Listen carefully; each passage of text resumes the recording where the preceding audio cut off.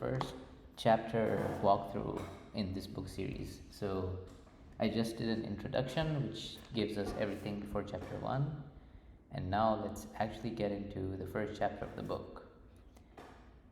So this first chapter is called Clean Code, and this chapter introduces what is clean code, what's the objective of the book, and how do we differentiate good code or clean code from bad code. So I don't think I mentioned this in the first video, but I still, even though I'm doing this walkthrough, I still highly recommend that you actually go and read the book, because there's a lot of examples and a lot of context building that is very hard to convey in a summary, but it'll deepen your understanding, and when you read it and then come back to the summary, it'll enhance your understanding.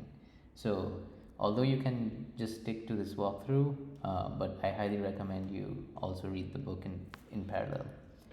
And there's two main objectives of the book. If you're reading the book, you are a programmer and you want to become a better programmer, and that's good because the industry needs better programmers. So the book will help us differentiate between what good code is and bad code is, but also transform, when you're working with bad code, how do we transform it into good code, right? How do we apply small refactorings and little changes that will eventually get to the code in a better place. And there are also some people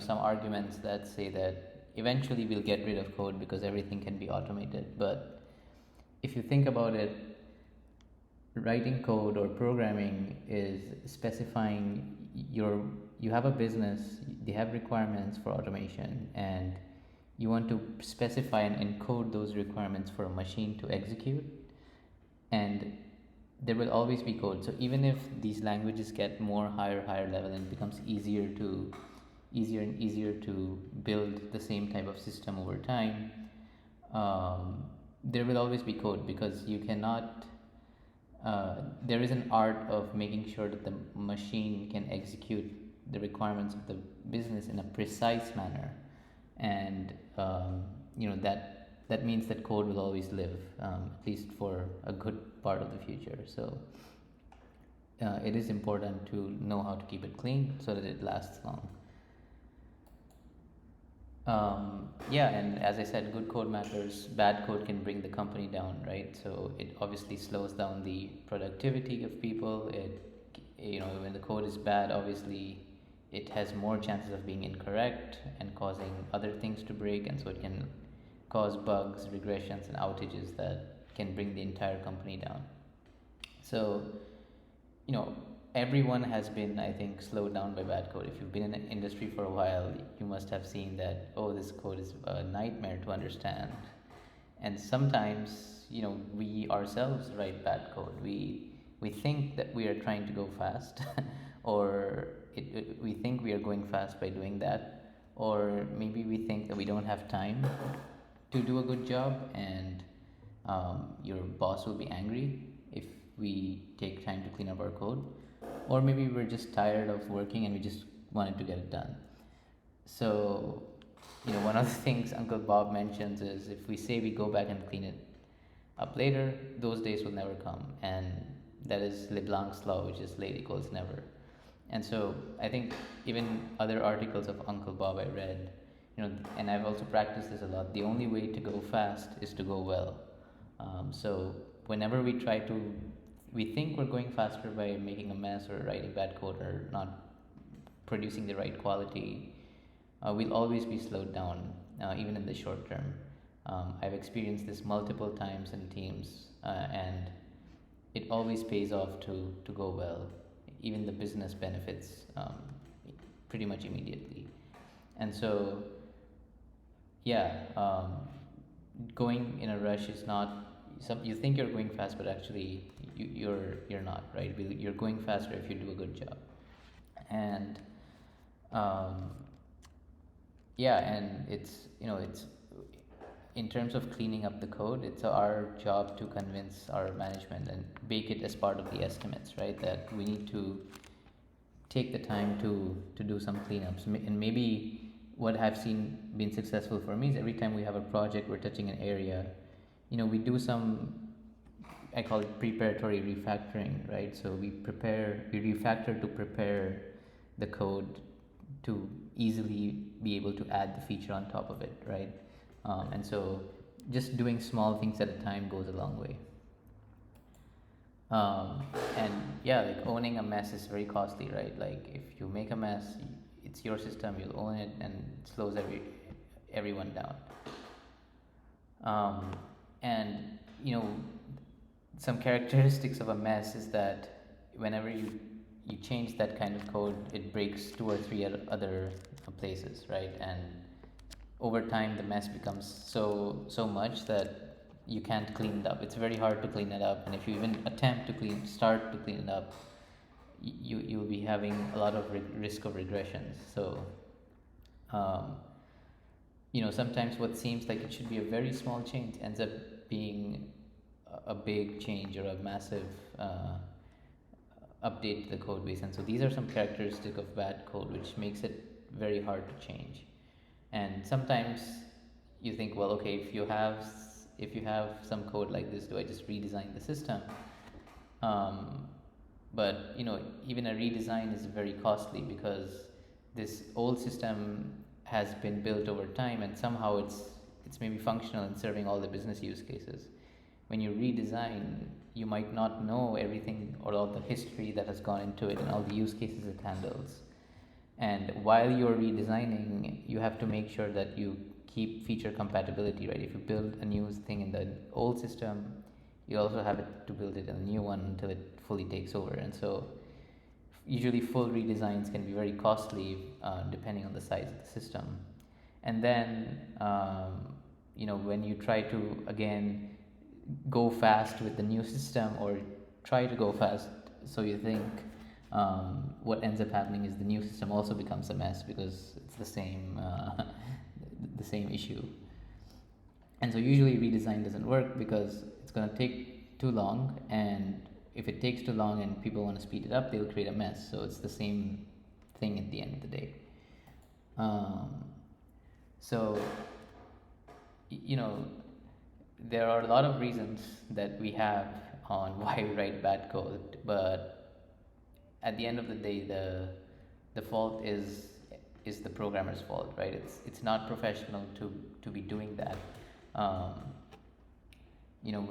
stakeholders, like our managers and marketing, look to us programmers, especially the more senior ones, to make the right decisions, right? And we should tell them that, the scope appropriately, right? So we should not, writing bad code shouldn't even be an option. Like if you want it done, it's going to be done in a certain discipline, right? So imagine, to draw an analogy, imagine if you went to a doctor, right? So a doctor, let's say, is analogous to a programmer, and the programmer has a patient who is his customer, maybe analogous to a manager. So the doctor has a patient analogous to the programmer's manager, and the patient says, okay, I need my surgery done very quickly. Just stop all this stupid hand washing you're doing and cleaning your materials. Just come and operate me quickly and let me go. But the doctor knows that maybe even if that gets the infection done right now, maybe after 1 or 2 days he'll get a disease, he'll get an infection, his heart will suffer. So just because the patient, or in your case the manager, tells you to do something quickly, it doesn't mean that you compromise on your profession and your ethic. Like if the doctor just says yes to his customer, it will be unprofessional for him, right? So similarly, if a programmer just keeps saying yes and tries to go meet impossible deadlines with taking shortcuts, then it's basically being unprofessional, right? So as a programmer, if you want to get something done, the only way and the minimum way to do it is to do it well, right? With all your tests, with all your proper clean code, easily readable code, and so on. And if it needs to be done faster, then scope needs to go down, not quality. And so, you know, previous everyone knows that previous messes slow us down, but we all somehow feel the pressure to make messes in order to meet deadlines. But uh, if true professionals know that the second part is wrong, right? Like, if you think that you make a mess to meet deadlines, you will, first of all, usually you still don't make the deadline, and secondly, it slows you down, so you'll be missing deadlines on everything else that comes after it. And this is the same thing I mentioned earlier. Basically, the only way to go fast is to go well, and just to keep the code as clean as possible at all times, because this means you can easily change it whenever you need to change it or add new features to it. So yeah, how do I write clean code, right? So um, first of all, being able to recognize a good, like, as an analogy, if you look at a piece of art, right, you might be able to have an eye for what is a good piece of art versus what is a bad piece of art. But just because you know how to do that, it doesn't mean you know how to paint or to create the art, right? So the same thing is with the programmer. um, Clean code is an art, right? You can take a blank screen or even maybe some existing bad code through a series of transformations until it is a very clean and elegantly coded system. This is an art. And just because you know how to tell or read what is good code versus bad code doesn't mean that you might know how to do this or to take a blank screen into that state. And so this book basically provides techniques, patterns, and stuff to do that. And so, Uncle Bob basically in his book he presents quotes from different famous people in the industry on what is the are the different definitions or their different definitions of clean code. And sorry, I misspelled clean here. It's supposed to be with an A. And some of the things that stood out is, someone said it's elegant and it's straightforward, right? It's very simple, it's elegant, it does exactly what it says it does. It's hard for bugs to hide, right? So if your code is clean, it makes it very impossible to put a bug because it's so elegant, straightforward, and like any mistake would be very obvious. And so it's very hard for you to put bugs in there. Um, Someone else said it does one thing well. So like every piece of code does one thing, but it does that one thing very well, and there's no other part of the code that also does that thing, right? Um, Fourth, this is a very interesting one. It does not tempt people to make the code messy. And so a lot of times when I do code reviews, when I look at code, I try to see on how to make it like easier for people to change in the future and don't tempt them to make mistakes, right? So how do we put in structures and mechanisms that if someone even wants to change this feature, they're forced to do the right thing. Basically, it's so it does not easily tempt you to make the code messy. Like it has very well defined constructs to allow you to easily make changes. And again, simple and direct, crisp abstractions, right? So it's very simple, direct, straightforward. The abstractions are very crisp and aligned with the business problem. Clear and minimal API, right? That's another good quality of code, right? Like when you call functions or when you call an API, it should be very clear what each parameter is doing. If something is optional, why is it optional?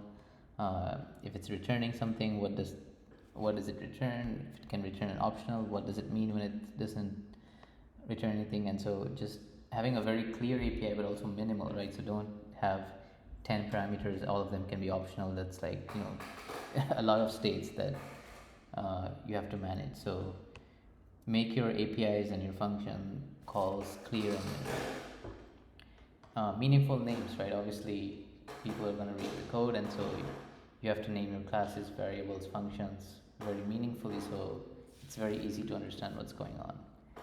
Has tests. Like clean code has tests. Like you write it using test-driven development style, and every piece of functionality is tested. And if you introduce a bug in the code, the test should fail. And so that way, the risk of regressions are reduced, and you ensure that the code you wrote does what you want it to do. And this one is very nice. It looks like it was written by someone who cares, right? So someone who's has like that OCD factor about writing code, someone who cares very deeply about how his code looks and what's the output. So this is something I resonate with, right? Whenever I even wrote a CR once where I was doing a refactoring, and in our CR template we have a section called "Why is this change needed?" and I couldn't think of a better reason other than because I care, right? So, so yeah, clean code looks like it was written by someone who cares. And lastly, it reads out what you expect. So it makes it look like the language was made for the problem. So when you read the code, um, it's very obvious how the problem is solved using the code and the naming and all that you've written. So it makes it look like you've written a language that was made exactly to solve this problem. So yeah, those are some of the characteristics of clean code. And obviously there's no right definition, right? And sometimes you may not agree with all the points presented, but the book has recommendations of things that these guys have thought long and hard about, and things that they've learned through decades of experience and trial and error, right? Uncle Bob, I think, has over 50 years of programming experience, and so he's been through it all, and I think it's good to learn from his experiences. And obviously, there's no hard and fast rule. It's your choice what you agree, what you disagree.